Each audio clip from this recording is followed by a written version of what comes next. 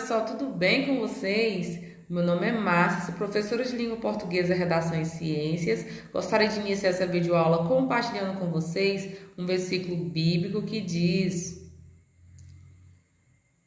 Eu sou o caminho, a verdade e a vida. Ninguém vem ao Pai a não ser por mim.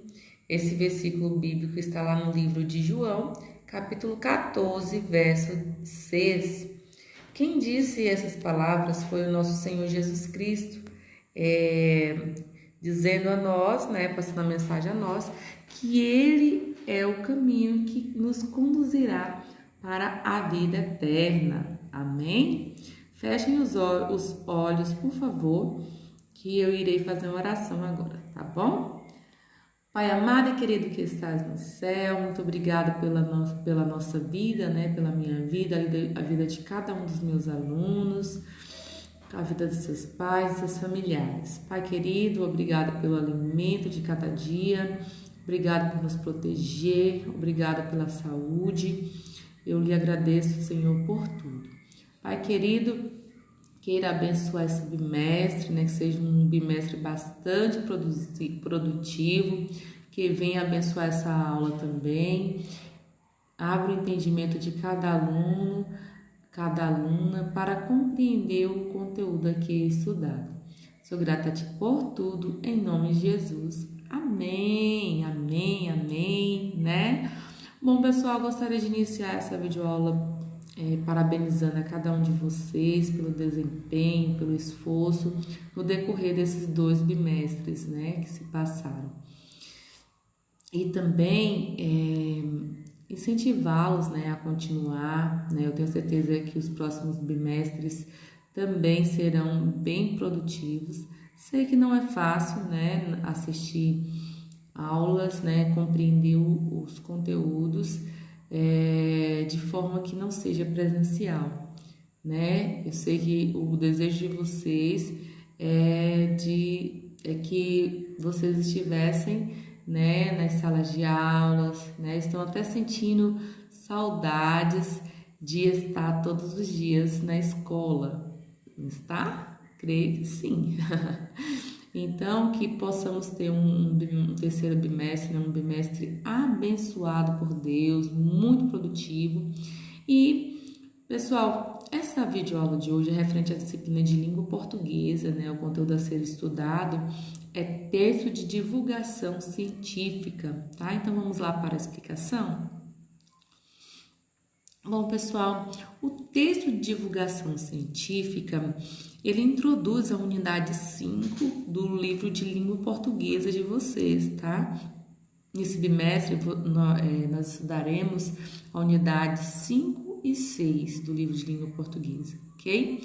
E o texto de divulgação científica é um dos gêneros textuais, que estudaremos nesse bimestre, ok? Mas o que seria um texto de divulgação científica?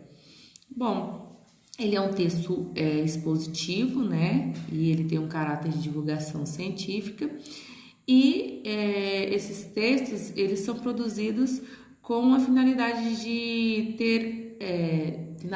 de tornar acessíveis, a um público amplo os saberes específicos de determinadas áreas de conhecimento. Ou seja, é um texto que tem uma linguagem mais clara, É uma linguagem uma linguagem mais acessível, de fácil compreensão. Então, quem produz esses tipos de textos, geralmente ele produz com a intenção, de passar determinada informação científica, de facilitar, a linguagem, facilitar a comunicação de forma que todo o público, o público em geral, consiga ler e compreender o que aquele texto está informando, ok? Então, eles costumam ser escritos por jornalistas especializados, ou então por profissionais interessados em levar seu conhecimento à sociedade em geral, E isso possibilita acesso à informação a quem não é estudioso, né, de determinada ciência. Então, a pessoa não é estudiosa, não sabe muito a respeito de determinado assunto.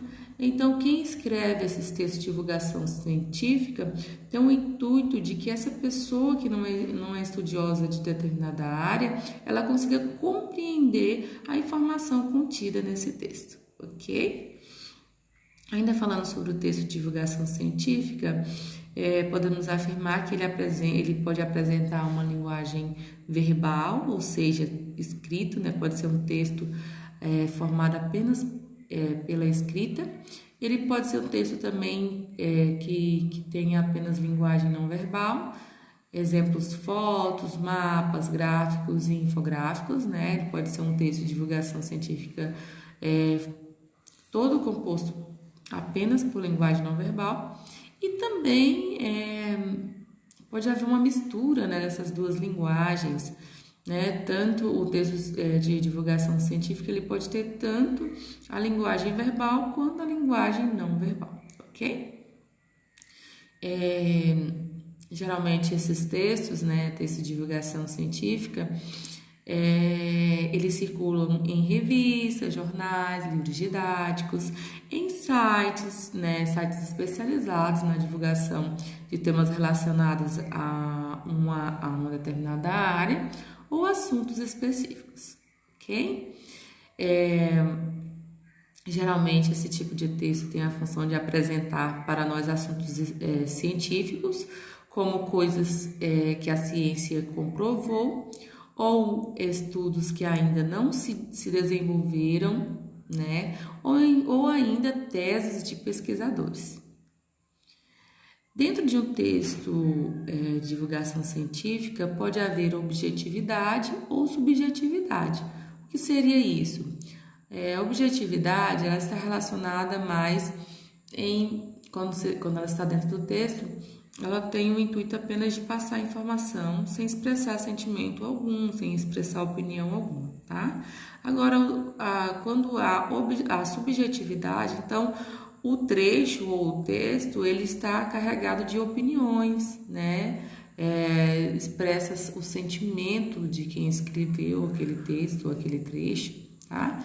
Então, você já ouviu alguma vez as frases, você tem que ser mais objetivo, ou então,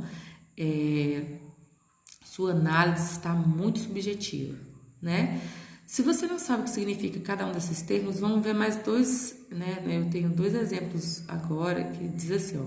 A primeira frase diz assim: a contaminação da água doce que circula pelo planeta é cada vez maior.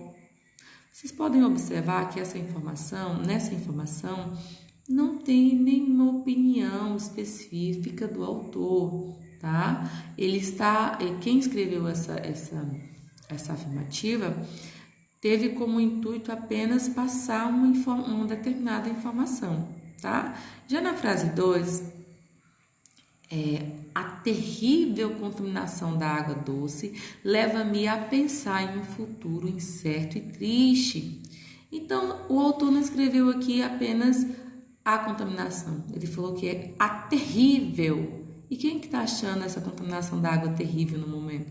O autor. Ele está expressando a opinião dele a respeito da água doce, né? A contaminação da água doce, né? E ele fala ainda: leva-me a pensar em um futuro incerto e triste. Então, ele chega à conclusão que a terrível contaminação da água doce pode acarretar em um futuro incerto e triste. Logo, percebe-se a total opinião do autor aí. Então, a frase 1 é objetiva e a frase 2 é subjetiva, ok? Bom, um texto de divulgação científica também, ele apresenta elementos de coesão, né? Com o intuito de deixar o texto mais coerente, né? Que tenha mais sentido. Então, os elementos de coesão são conectivos, são palavrinhas, são expressões que ligam uma frase a outra, que ligam um parágrafo a outro, um trechinho a outro, uma palavra a outra, né? Então, o texto Águas Subterrâneas também estão em risco, que é um texto que vocês lerão para fazer a atividade, ele está estruturado em 14 parágrafos, e para tornar esses parágrafos, né, mais organizados, né, para torná-los mais organizados, a fim de obter clareza, a autora usou elementos que ligam o texto, né, que são chamados elementos de coesão, tá? Então, eu tenho aí, você vai encontrar isso lá nos parágrafos, né, 9, 10, 11, 12, né, onde está o bloco de prevenção e cuidados.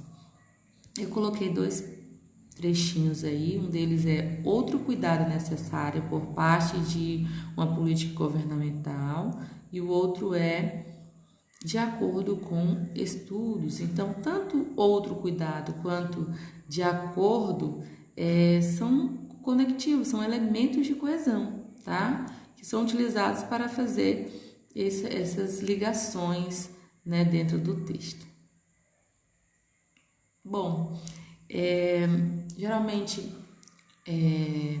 para compreendermos melhor um texto de divulgação científica, ou então qualquer um outro texto, é interessante montarmos um esquema, tá? Esse esquema, ele é formado a partir com o intuito de organizar o conhecimento, tá? E os textos expositivos, né, eles, como aqueles que estão presentes nos livros didáticos de vocês, ou então os que são destinados à divulgação científica em geral, eles podem fazer parte de um estudo, pois organizam e divulgam conhecimento. Dessa forma, um modo de organizar o conteúdo desses textos é fazer um esquema, tá? Um procedimento muito útil nos estudos. Então, você pode fazer um esquema para a partir dele, né, com informações principais, com ideias principais, para a partir dele produzir um texto, né? Ou então você pode, a partir de um texto, montar um esquema, né, retirando desse texto as informações principais, as ideias principais, ok? Eu retirei do livro de vocês parte do esquema que está presente aí no livro de vocês, tá? Que fala sobre a água doce. Então, onde se encontra a água doce, né? Existe água doce na superfície, a água doce também subterrânea, né? E sobre a água de superfície, eu posso afirmar que essa água circula pelo planeta através de rios, lagos, pântanos, etc. E sobre a água subterrânea, eu posso encontrá-las em aquíferos, né? Que são grandes depósitos subterrâneos alimentados pela água da chuva. Ok? Bom, pessoal, então, eu gostaria que vocês, pedir para vocês que vocês façam uma leitura aí do texto Águas Subterrâneas Também Estão em Risco, né? E que respondam à interpretação e compreensão desse texto, né? Que estão lá nas páginas 168 a página 172, ok? E muito obrigada, até a próxima aula, que Deus abençoe vocês grandemente. Um abraço.